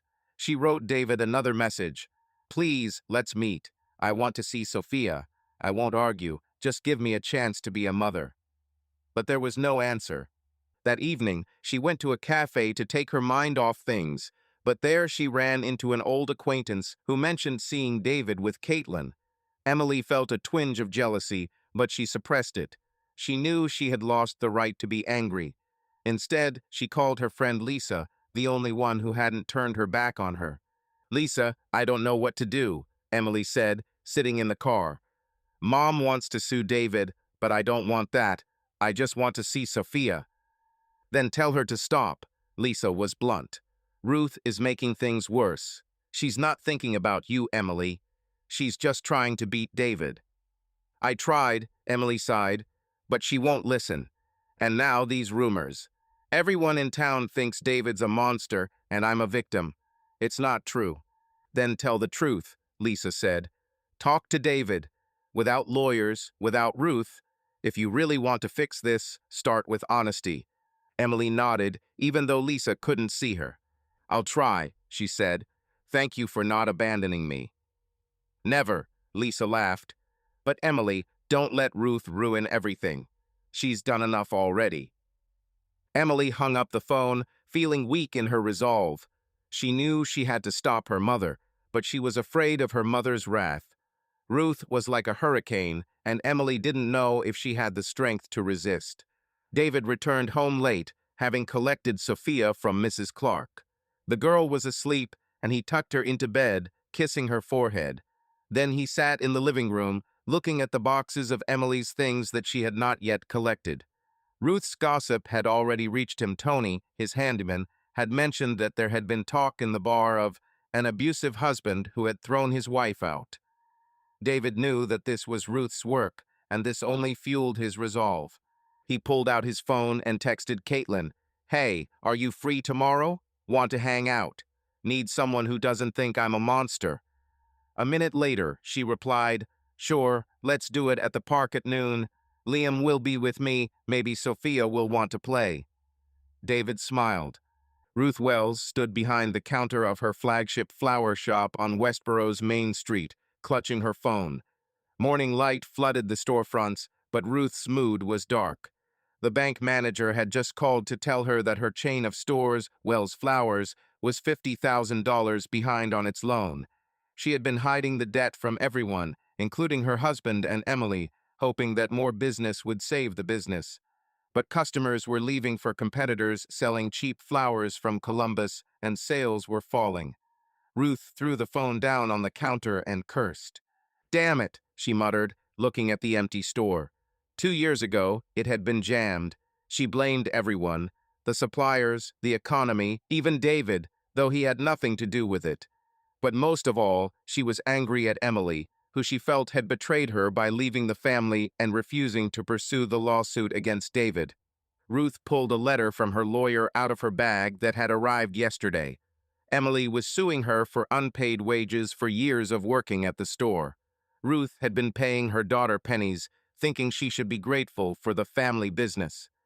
Now Emily was demanding $12,000, and the lawyer was warning her that the case looked unwinnable. Ruth crumpled the letter and threw it in the trash. Ungrateful, she hissed, after everything I've done for her.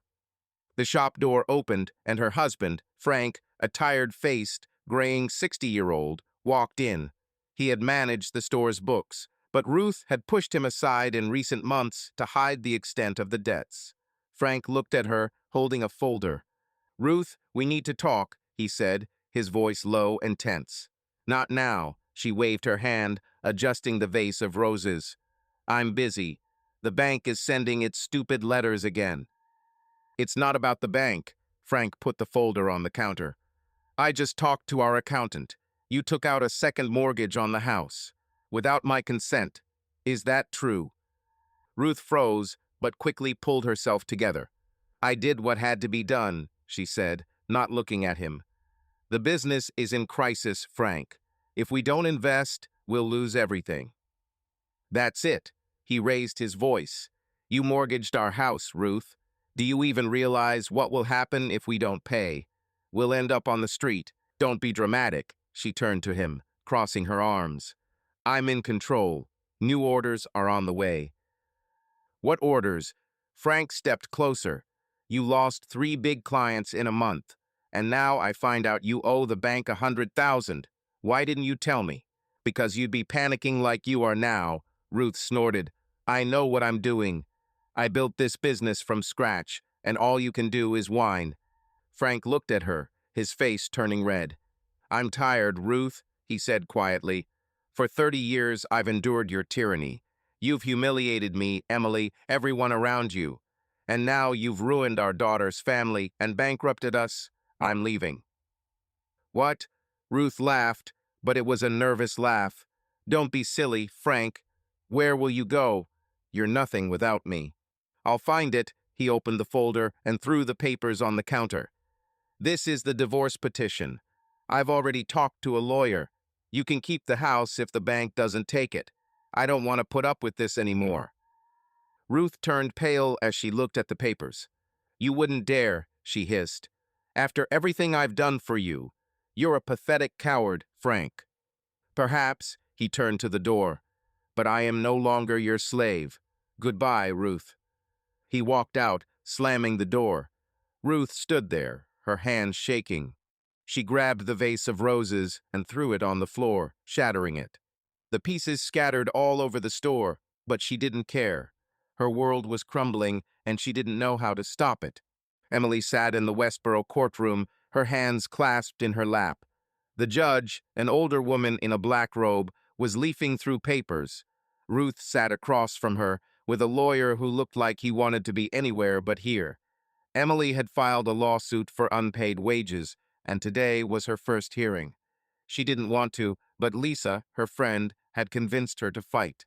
Mrs. Wells, the judge said, looking at Ruth, do you confirm that your daughter has been working at your store since 2018, but has not been receiving her full salary? She was working unofficially. Ruth straightened up, her voice cold. It was a family business. Emily helped out of her own free will without a contract. I have records, Emily said, her voice shaking. I kept track of the hours, and there are witnesses, store employees. Emily's lawyer, a young woman named Clara, handed the judge a folder. There are statements from 2 former employees, Clara said. They confirm that Miss Wells worked regularly but was paid minimal wages, often in cash. That's a violation of Ohio Labor Code 14111.03. Ruth pressed her lips together, but her lawyer spoke.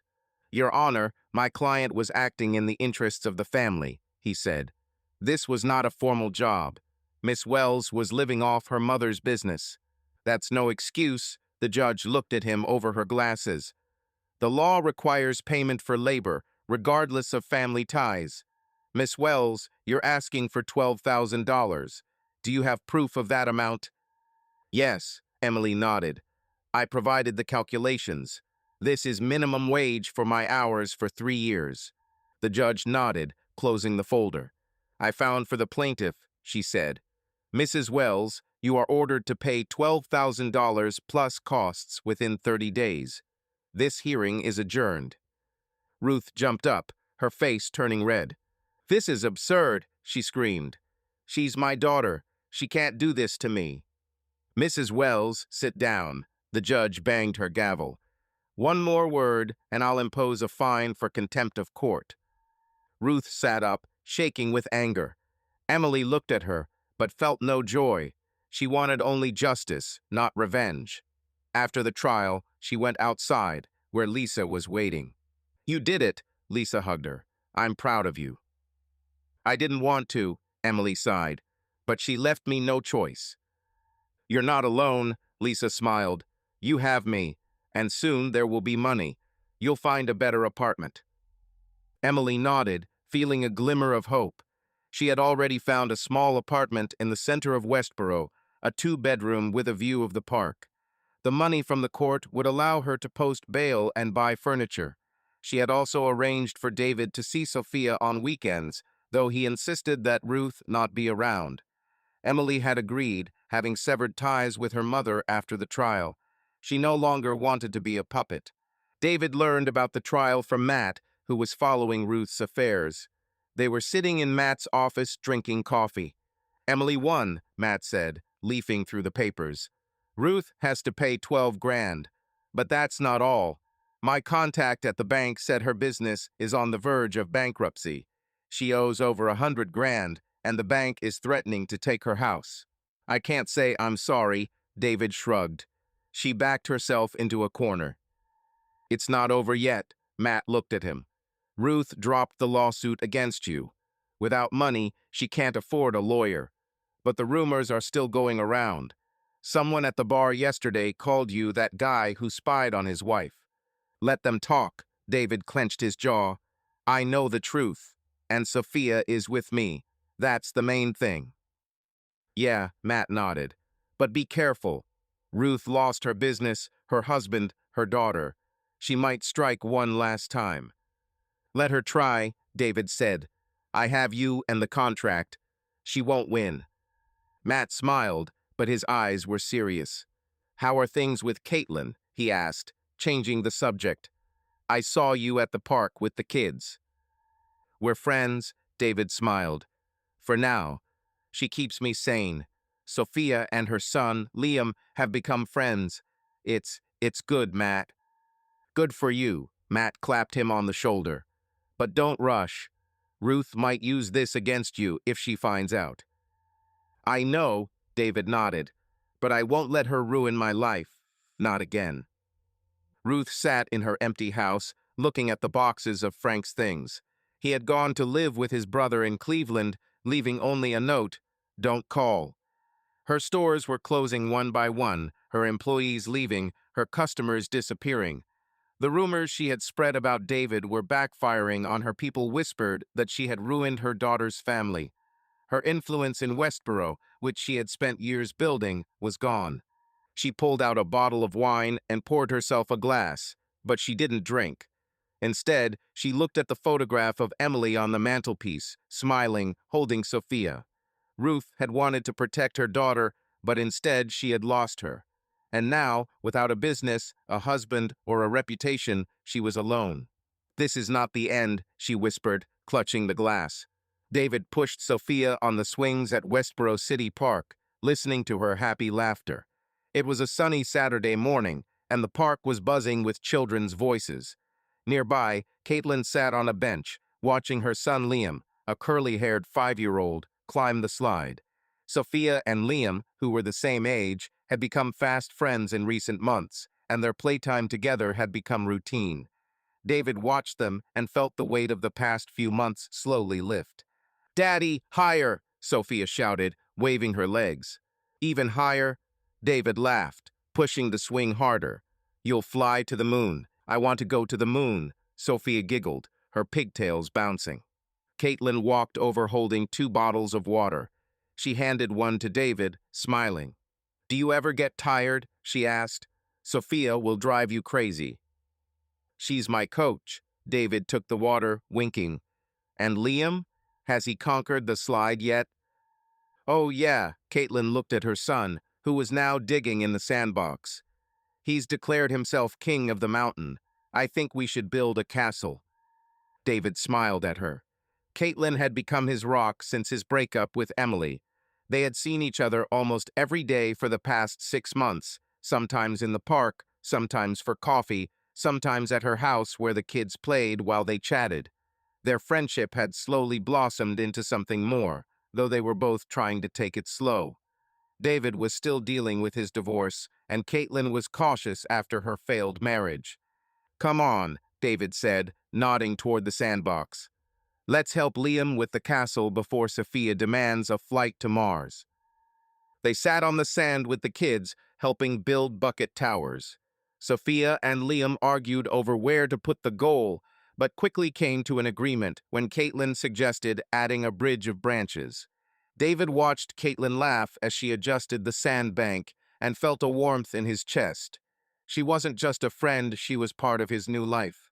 "Dad, can Liam come over for pizza?" Sophia asked, wiping sand off her hands.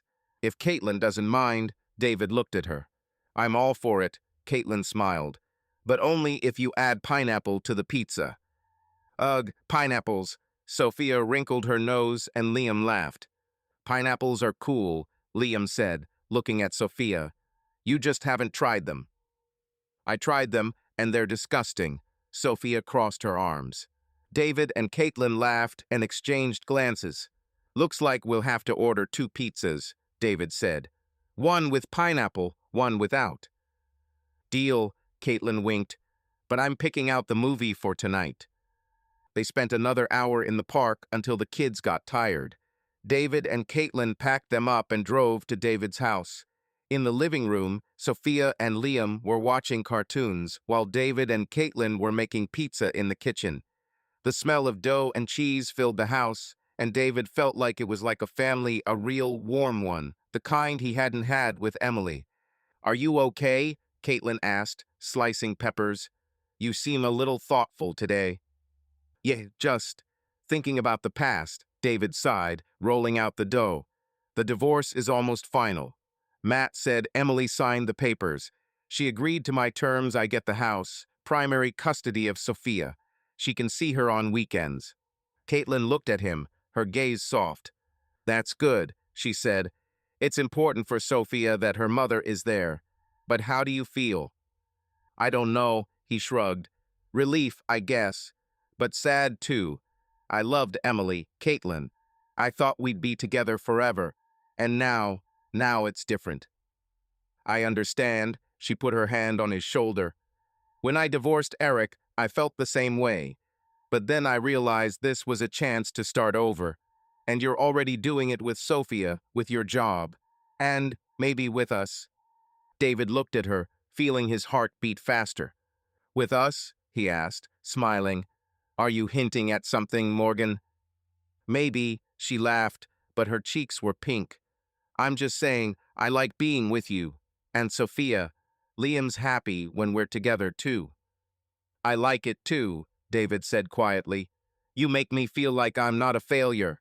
But I don't want to rush you. You've been through a lot. We both got through." Caitlin looked him in the eye. "But I'm not afraid, David. If you're ready, I am too." He nodded, feeling the weight of the past lighten. They finished the pizza, and the evening passed in laughter, cartoons, and arguments over toppings. When the kids fell asleep on the couch, David and Caitlin covered them with blankets and sat in the kitchen with glasses of wine. "You know," David said, swirling his glass in his hands, "I've been thinking about us, about what's next, and I want you to be a part of my life, more than just a friend." Caitlin smiled, her eyes sparkling. "I want that too," she said. "But let's not rush. Children, divorces. We have to be careful for them." "I agree." He reached out and squeezed her palm. "But I promise I won't run away, and I won't let you run away." "Agreed." She squeezed his hand in response. 6 months passed. David and Caitlin saw each other almost every day, their relationship growing stronger. Sophia and Liam became inseparable, calling each other best friends. David finalized the divorce, and Emily, having accepted the terms, moved into a new apartment in the center of Westboro. She saw Sophia on Saturdays, taking her to the park or a cafe, and David did not interfere, although he made sure Ruth did not interfere. Emily cut off contact with her mother after the trial, and this gave her the freedom to rebuild her life. Ruth, meanwhile, had lost everything. Her shops were closed, her house was foreclosed on, and she had moved into a cheap flat on the outskirts. Frank had filed for divorce and was no longer in contact with her. The rumors she had spread about David were forgotten, and her reputation in town was in ruins. She was a shadow of the powerful woman she had once been. One evening in November, David invited Caitlin to dinner at the old mill, where they had dined 6 months earlier. Sophia and Liam stayed with Matt and his wife, who had volunteered to babysit. David wore a dark shirt, Caitlin a green dress that brought out her eyes. They ate, chatted, laughed, but David was unusually quiet. "What's wrong?" Caitlin asked, pushing away her dessert plate. "Are you nervous?" "Yeah, a little," he smiled, wiping his hands with a napkin. "There's something I want to talk about." She raised an eyebrow, but nodded. "I'm listening," she said. David took a deep breath, pulling a small box out of his pocket. He opened it, revealing a simple silver ring with a small diamond. "Caitlin," he began, his voice shaking, "these 6 months with you have been the best of my life. You have given me back my faith in myself, in love. Sophia adores you, and Liam has become like a son to me. I know we've both been through hell, but I want to build a future with you. Marry me." Caitlin gasped, covering her mouth with her hand. Her eyes filled with tears, but she was smiling. "David," she whispered, "are you serious?" "More than ever," he took her hand. "I love you, Caitlin, and I want us to be a family." She nodded, wiping away her tears. "Yes," she said. "Yes, I will marry you." David slipped the ring on her finger, and they hugged, oblivious to the stars of the other diners. The waiter brought champagne, and they toasted the future, laughing and making plans. Caitlin suggested a small wedding in the park, with Sophia and Liam in the lead roles. David agreed, feeling like everything was in place for the first time in a long time. "We have to tell the kids," Caitlin said, holding his hand. "Sophia will be thrilled. Liam will probably demand to be the best man." "So be it," David laughed. "They're already like brothers and sisters."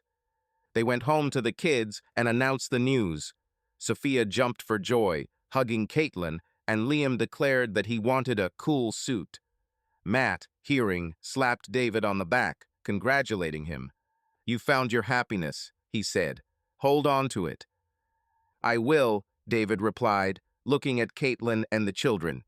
"Now I know what it is." Emily, having learned about the engagement from Sophia, congratulated David with a short message. "Happy for you. Take care of Sophia." He replied, "Thank you." Their relationship remained formal, but for the sake of their daughter, they found a common language. Subscribe to our channel so that your love doesn't cheat on you, and go ahead and listen to the next story, because this story is nothing compared to the next one. If you're under 18, don't even think click to the next one.